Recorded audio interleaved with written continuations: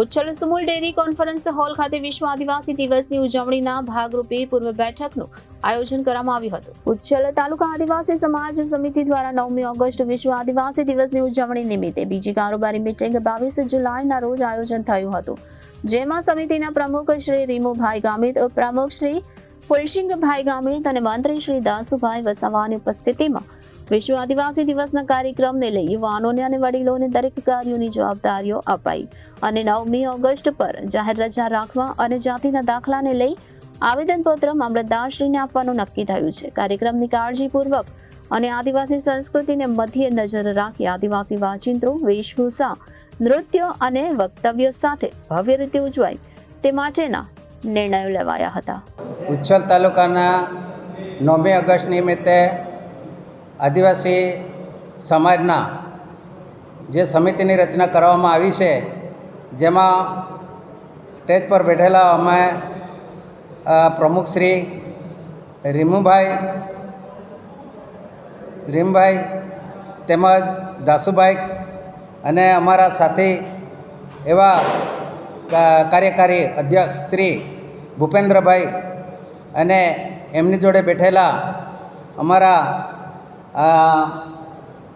શાંતિલાલભાઈ, અમે 9મી ઓગસ્ટ નિમિત્તે એક આયોજન રીતે અમે સૌ સમિતિની કાર્યરચના તેમજ આગલી મિટિંગની ઉજવણી માટે, આદિવાસી દિનની ઉજવણી માટે અમે સૌ અહીંયા ઉપસ્થિત છીએ.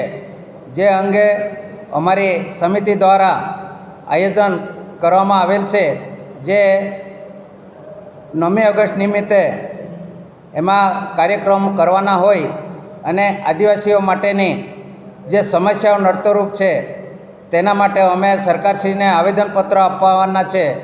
એ અંગે આદિવાસીઓ દ્વારા જે સામાજિક પ્રશ્ન છે તે પણ આમાં સમાવેશ કરવાના છે.